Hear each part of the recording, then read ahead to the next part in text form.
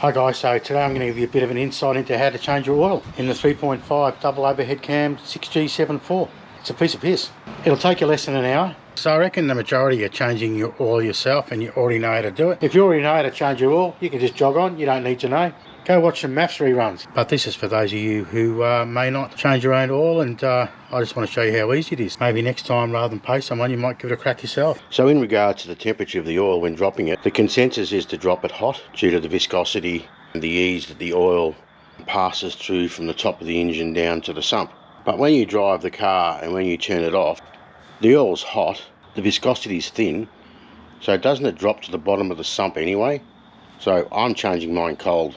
Trying to get that filter out with hot oil, you're only going to burn yourself. Hot or cold, you decide.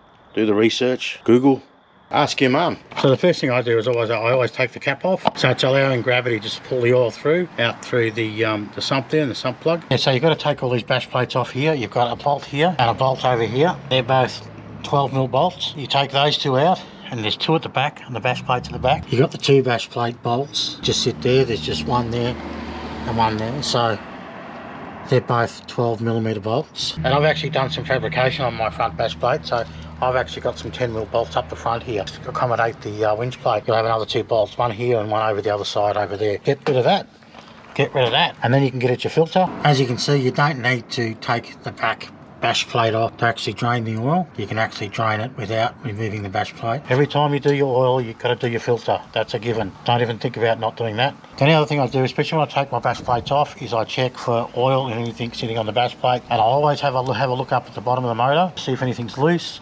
I check my fan bolt, I check to see if there's any weeping, any seals that are dripping, leaking, and I'll give it a bit of a clean as well. And blokes, it's about now you stick in that little 10-minute nano nap.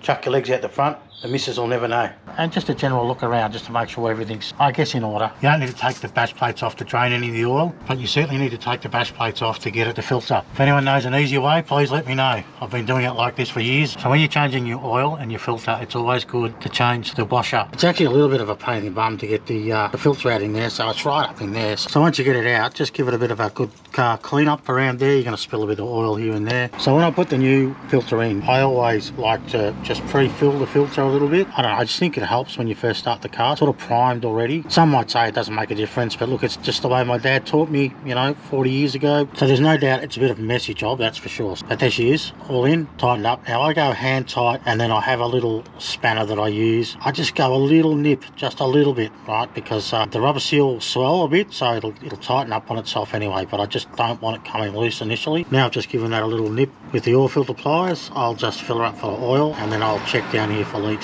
So that's what the filter pliers look like.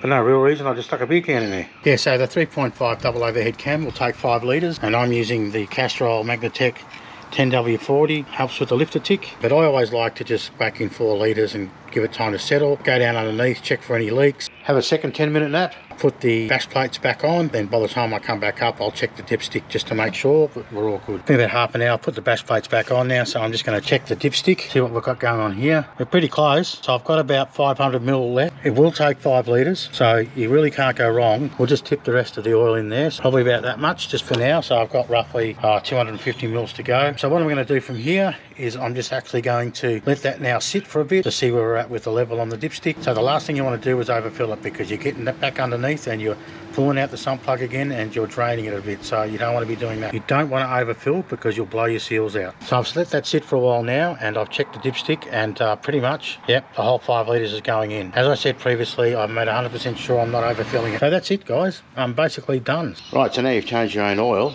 it's time to level up. Get yourself a $10 socket set from Super Cheap and attack those valve stem seals.